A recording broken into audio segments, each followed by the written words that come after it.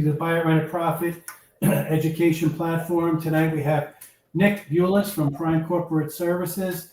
They're going to talk to us about business credit. Take it away, Nick. Absolutely. Well, welcome everybody. We have Christopher and is it Ray, Greg? Welcome, Nick Bulis, Prime Corporate Services. It's a pleasure to meet all of you. The first thing that I want to do is preface how we want to go about participating today. Very, very much so encourage interactiveness, open dialogue. Generally speaking, if one of you has a question, it's the exact same one that the others have as well. So it just tends to be the most effective way to go about handling this type of platform. So utilize your chat, utilize your audio, whatever you feel more comfortable with. It's a smaller group, so even that much more reason to keep it interactive, right? We'll be able to keep it very organized. So just to make sure you guys understand who we are here at Prime Corporate Services. So we're a comprehensive business firm. The first area of focus is going to be in large part where we're going to focus today. And that's going to be on the entity creation side of things. And we're going to make sure that you all understand that you can make money with your real estate business right out of the gate and regardless, just by saving money on your personal taxes. Okay, next is going to be on the financial side of the spectrum. And to Greg's point, we're going to make sure that you all have an understanding how to get away from being the personal banks to your business, right? Most individuals aren't aware of this, but we have two federally sanctioned credit profiles, right? We have our personal FICOs, and then we can also establish a corporate credit profile. So we're going to dive into that as well. And then last is tax preparation and mitigation. We're going to make sure that you understand how to either repurpose or reallocate certain aspects of everyday life to be incorporated into your business. And it could save you 5, 10, 15, potential $1,000 on your taxes. So we will briefly touch base on all three topics today. But this focal point will be around the corporate credit side of things. Okay, now I do have a quick question for you. And if I can just get a response in the chat. If you currently have a business entity, so that means if you have an LLC, S Corp, C Corp, if you currently have a corporate structure, put a 1 in the chat if you do. And then if you do not, put a 2 in the chat. So 1 if you do, 2 if you do not. Ray, thank you. Greg, thank you. Cheryl, Christopher. Okay. So everybody here has a corporate structure, it looks like. So we're going to skip ahead in the slide deck and go right into the financial side of things. And if we have a little bit of extra time, I'll make sure that you all understand how you can get the max asset protection, the max tax advantages, and the max privatization with your corporate structures, right? If you don't all have what's called a holding company, that's an LLC that's out of a haven state. It's something that you should all highly consider. We will touch base on that. But let's dive into the financial side of things first. Okay, so as I mentioned, most individuals are not aware, but we actually have two federally sanctioned credit profiles. We have our personal FICO, and then we can also establish a corporate credit profile. It's referred to as a PAYDEX credit profile. That's P as in Paul, AY, D as in David, EX, PAYDEX. So what the personal FICO is to you as an individual is what the PAYDEX is to the LLC. Okay, now a little bit different in nature are the FICO and PAYDEX, that is. Okay, just for the very simple fact, you're not just inherently given the PAYDEX credit profile with your business. Okay, you actually have to go through certain steps and parameters to establish it. Okay, not rocket science, but a process. Where they also differ is in how they're built. Okay, and let's touch base on your FICO real quick, just because I know you're all familiar with it. Give us a little bit of bearings more than anything. So number one, as long as you have a social security number, you are inherently given a FICO credit profile. If you have a social, you have a FICO and vice versa, right? They're synonymous. If you have one, you have the other. Okay, not only that, but how we build our personal FICO credit score, I think we all have a pretty relative understanding at this point, right? Pay your bills back, pay your borrowers back, score improves, opportunity to borrow more, the FICO. Now, the PAYDEX on the other side of the spectrum, being that it's unassociated with you just on a personal level. Before the institutions are willing to leverage you any type of capital, they want you to prove your credibility prior to receiving it, okay, prior. And if you want to jot this down, your PAYDEX score ranges from a 1 through 100 rating, 1 to 100.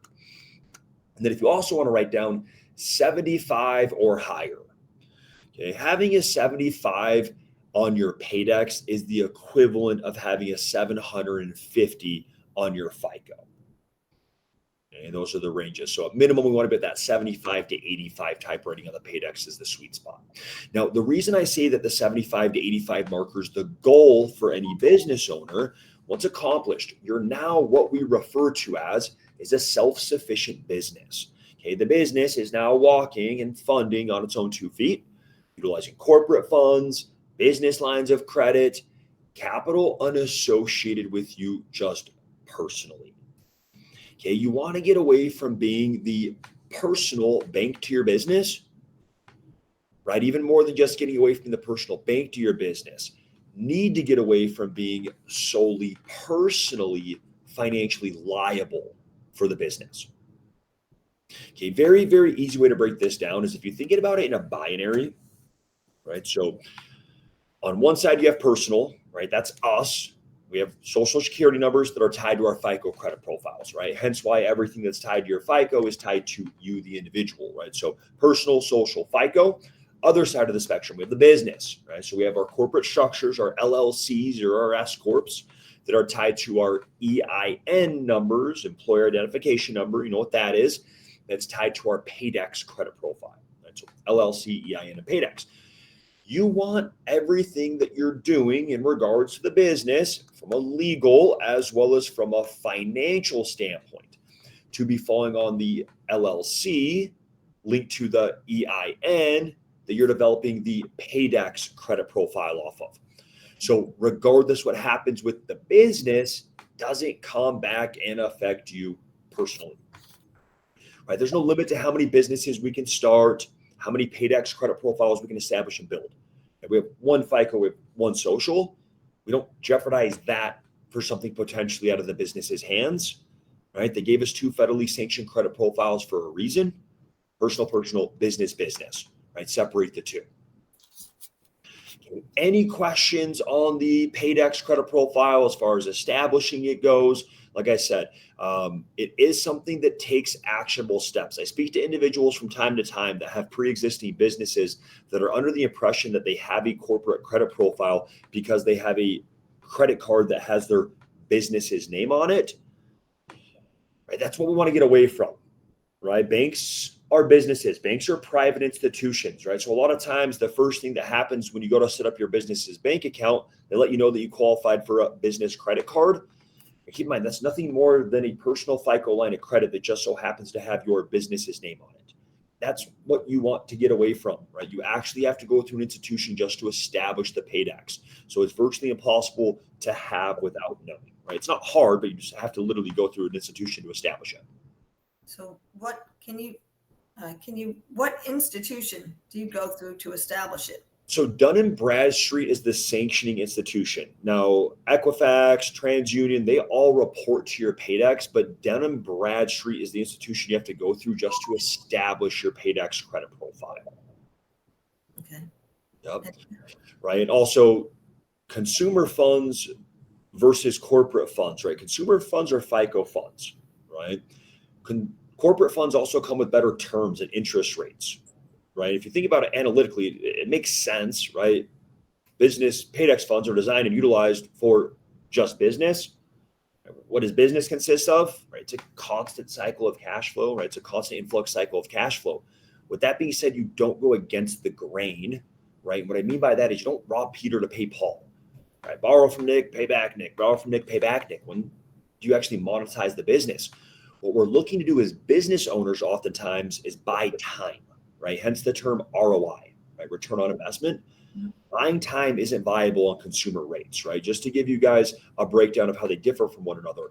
On your personal FICO, they generally speaking will start you out on a 0% interest rate for a promotional period of anywhere between 6 to 12 months. Okay, after the 0% interest rate promotional period, chances are back to the national average you go, right? 18 to 24% is what that is right now, right? Personal FICO. Now, business Paydex on the other side of the spectrum, 0% interest rates for promotional periods, on average, anywhere between 15 to 30 months. Wow. After the 0% interest rate promotional periods, historically speaking, as low as 2% to 10%. Wow. It's significantly lower. right? It gives you an opportunity to get your feet underneath you with your business. And above all, it's not tied to your FICO, right? You don't want to be financially liable for the business endeavor, right? You want everything that's for the business to actually be on the business, but even to take it one step further on the Paydex credit profile, right? The LLC takes care of legal and tax liability. You could have an LLC, the most bulletproof LLC under the sun, but be funding everything off of your FICO, and you're still personally financially liable for that, right? So we want everything to make a clean transition to the business, LLC, EIN, and Paydex, right? The other thing that I also like to bring full circle here is really to keep it simple. It comes down to resources.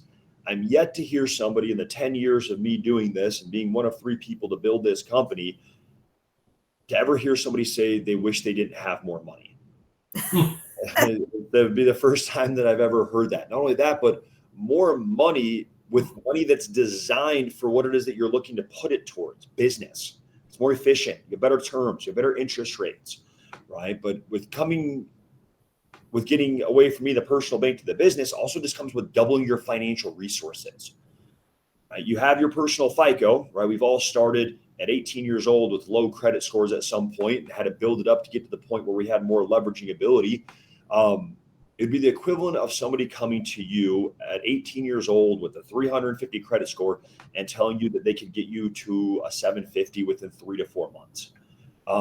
That's what we can do for you with your Paydex credit profile. Right? We can give you an excellent rating regardless of where you're at with your business within about 3 to 4 months at this point, right? We have different proven strategies and philosophies at this point that we can get anybody to an excellent rating in a very, very expedited period of time, right? There's a huge difference from needing capital, wanting capital, and actually receiving capital, right? So we make sure that not only do you get the capital that you need, but also receiving with the best terms possible, right? Who's leveraging, who's deleveraging, who's giving out what interest rates, et cetera, right? So very, very much so. Do you want to get away from being the personal banks to your business? Is there any questions on the corporate credit profile that I can elaborate on further than that? Cheryl, Christopher, Ray, Karen, Greg, anything on your guys' end? Pretty good? Let's come, yeah. Now, on the entity side of things, okay, so everybody here referenced that they have an LLC. Okay, the other question that I have, if you currently have a holding company out of a haven state, put a 1 in the chat if you do. And then if you do not, put a 2 in the chat. So if you currently have a holding company out of a haven state, put a 1 in the chat if you do. And then if you do not, put a 2 in the chat. Okay, so everybody has an LLC. Nobody here has a holding company, right? So we're missing a big, big piece of your corporate hierarchy.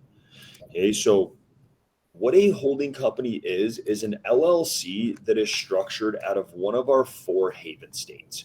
Okay, now what the 4 haven states are: Alaska, Nevada, Wyoming, and Delaware. Alaska, Nevada, Wyoming, Delaware. Now, the reason why they're referred to as haven states is they're the most corporate-friendly states in the country. Okay? They're the most corporate-friendly bylaws.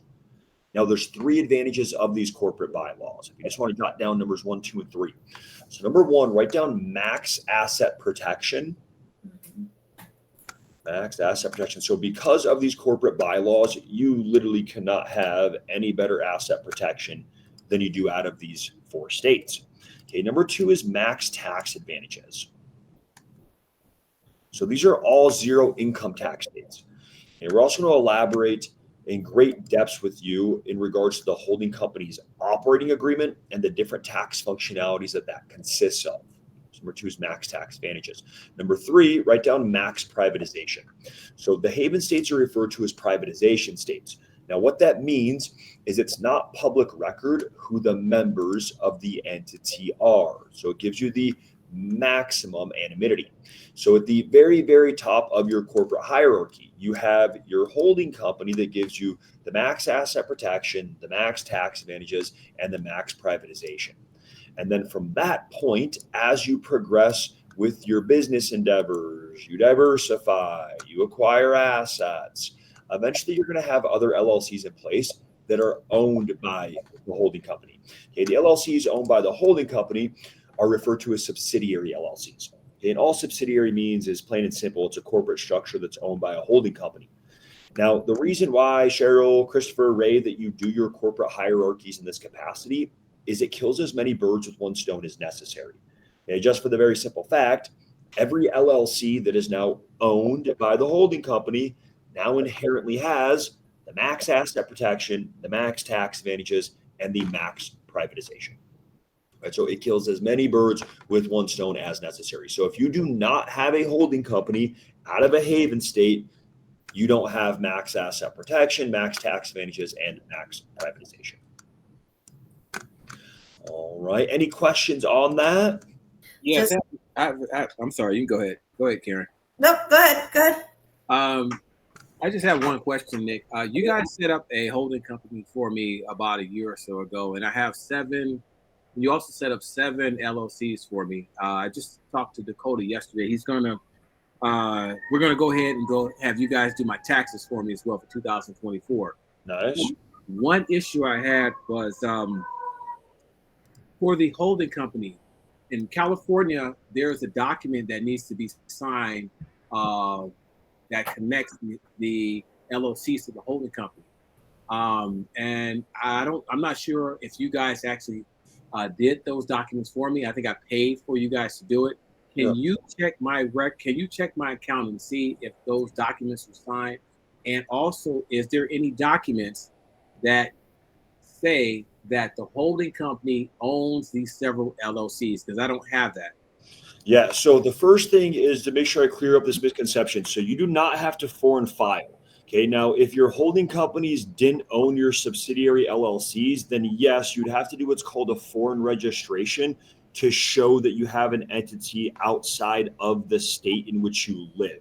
The fact that you have a holding subsidiary structure where the holding company is listed as the member of your subsidiaries, it nullifies that and it suffices. So you don't need to do anything with the foreign filing. Okay. That's already taken care of. As far as your other question, is there anything that shows that the holding company owns your subsidiaries?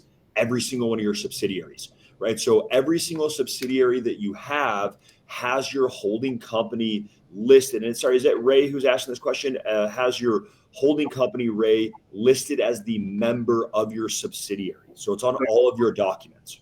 Well, okay, because I was looking for it. It's Chris. I don't see my holding company landing docs being named on any of my LLC documents. I can look again. Let me look what I got you on here. All right. And then Karen, you had a question as well. While I looked this up for Chris, The 4th state. I got Alaska, Nevada, Wyoming, Delaware. Sorry. Yeah, and the state that you want to do it out of is Wyoming for one reason only. It's the cheapest, right? It's the most cost effective from a corporate standpoint. And the haven states are identical from a corporate standpoint. So obviously just be cost effective and do it out of the cheapest, which is Wyoming. Okay, so I'm looking at your file right now. So I see left juncture. We'll just pull up left juncture capital. Okay, and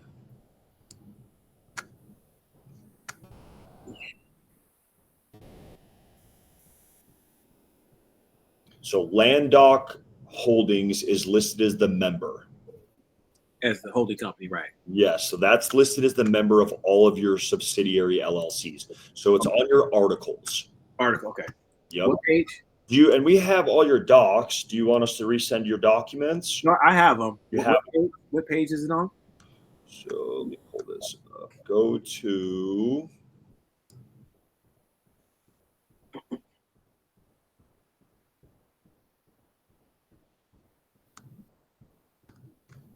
sorry, I need to pull up your documents so I can tell you.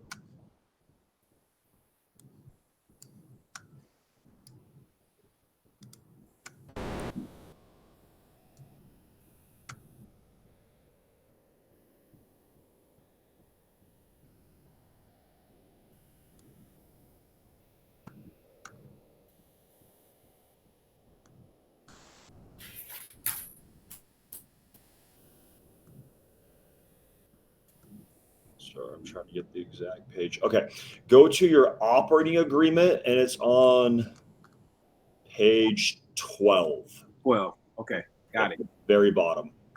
Alrighty. Thank you. I appreciate it. Anything else we can do to assist, of course, let us know.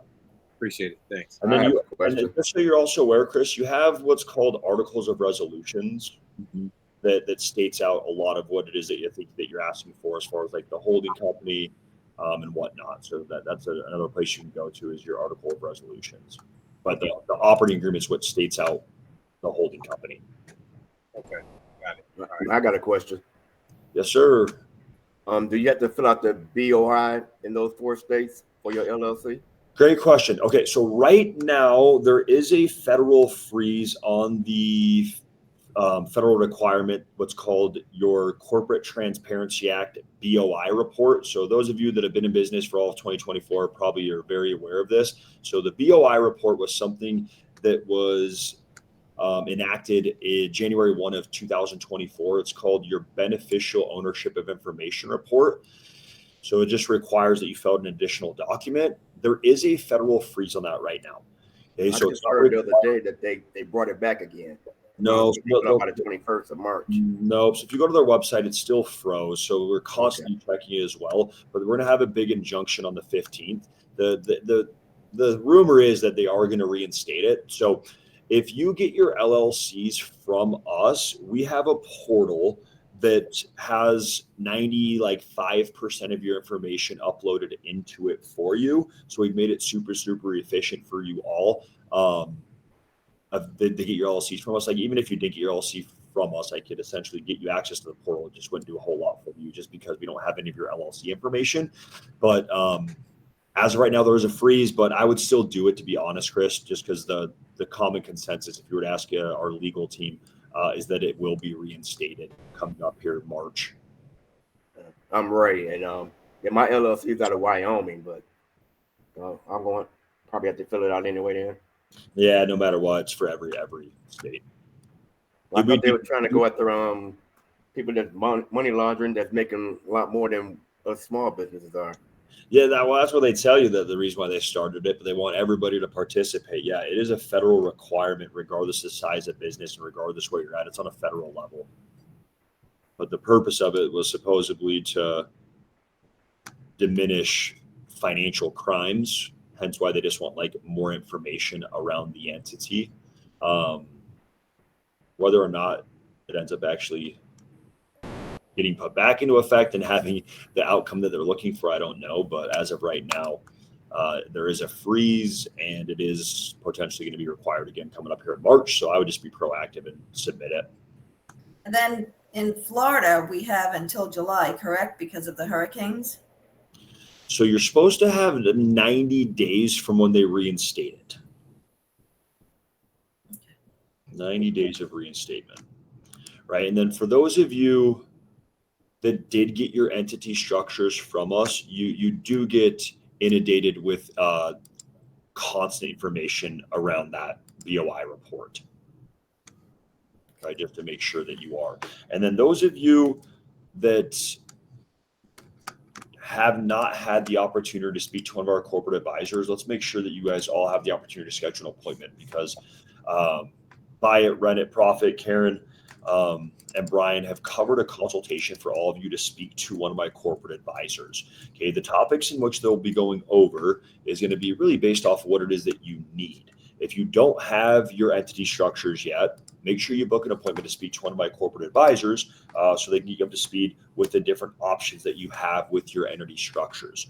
Right? Not only that, but you guys also get what's called a complimentary LLC, where rather than paying retail fees, all it is that you have to cover is the hard cost based off the filing fees in the state in which we structure your LLCs out of. Right, so you can't get them done for any cheaper, right? So they've assured that you all, at the very least, can get the proper corporate structure in place that will make you money by saving money on your personal taxes, right? So book your appointment if you don't have that. Those of you, which is all of you, that don't have a corporate credit profile yet, make sure you book an appointment to speak to one of my financial advisors to get an understanding how you establish it, how you can go about building it, as well as there's a lot of neat things you can do with shifting financial liability, right? If you're carrying any type of expenses on your personal FICO that are business related, you can actually transfer and shift those expenses off your FICO credit cards and profile to your business paydex, right? So your FICO goes back to where it needs to be. Now it's on your business paydex, which also helps shows activity in the business that can also help you build it. So if you don't have your corporate credit profile yet, make sure you book an appointment. And then lastly is taxes, right? Tax season's upon us. On average, we can save you over $8,000 a year on your taxes by simply either repurposing or reallocating certain aspects of everyday life to be incorporated into your business. So if you don't at least have some type of fundamental tax mitigation strategy in place, make sure you book an appointment to speak to a tax advisor to get a better understanding there. Right? It's a covered consultation. The only thing that I ask, it's a crazy, crazy busy time of the year. I have 85 corporate advisors that are booked up on average anywhere between 2 to 3 weeks at a time right now. So come prepared with pen, paper, something to take some notes with. So at the very least, you leave with some type of resource, right? But it's a covered consultation, so make sure you take advantage of it. And then if you don't have the legal, the financial, or the tax end completely to where you need it to be with the business, it's a great opportunity to get up to speed before you go to file your taxes. All right. And then is there anything else? Greg, Karen? I have a question, Nick. What was that? I have a Cheryl? question. Yeah. What's going on? Cheryl. Okay, so my LLC I did in Florida. So and it's not, I don't have a holding company. So when I do the holding company in one of these states, can I move my current LLC under that? So you can. What's going to dictate whether or not you want to is, do you have, Cheryl, what's called a registered agent with your LLC? No.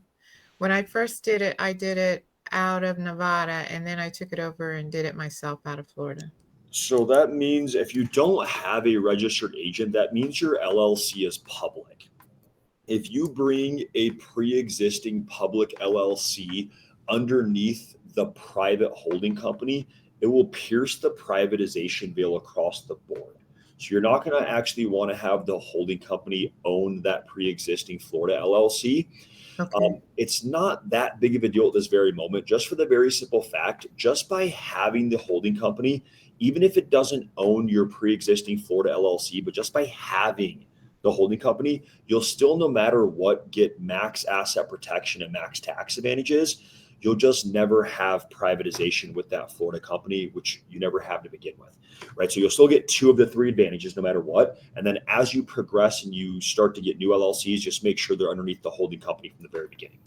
Okay. Thank you. Of course. And like I said, it's a great opportunity for you guys to get your structures sound now, because you get that complimentary LLC where all it is that you cover is the state filing fee and the operating agreement fee. Right. So book your appointments. All right. Well, other than that, Karen, Greg, that's all I got. If you guys don't have any other questions, I appreciate all the interactiveness. Sorry, I have one quick question, Nick. I'm gonna let you go. Of course. I have 2 LLCs in another city, another state, and I want to use this LLC offer that you have as a holding company to cover those 2 LLCs. And I have a registered agent, and yes, I'm exposed, but I don't really care about it. I just want to get that offer from you and still have the holding company. Can I do that? Of course. Yeah, just click that link, book your appointment, and let them know that you're on this webinar. And all it is you have to cover is the state filing and operating agreement fee in that state. So yeah, that was the time to do it. Okay. Sounds good. Sure. Awesome. All right. Well, you guys were awesome. We do this once a month. So if there's any questions that you guys have, make sure you shoot them over to Karen and Greg, and we can come prepared for the next webinar to tackle those. But legal, financial, and tax topics, we're here to assist on all fronts. Book your appointments, take advantage of the covered consultations, take advantage of the complimentary LLC, get your corporate credit profiles, get a tax strategy in place at the very least, right? What you don't know can hurt you type of concept, right? So get in the know, make sure that you have some fundamentals around how to mitigate your taxes. That's what we're here for. Awesome. Excellent. Nick, thank you so much. We really appreciate Thanks, it. Nick. Appreciate it. It's a pleasure, guys.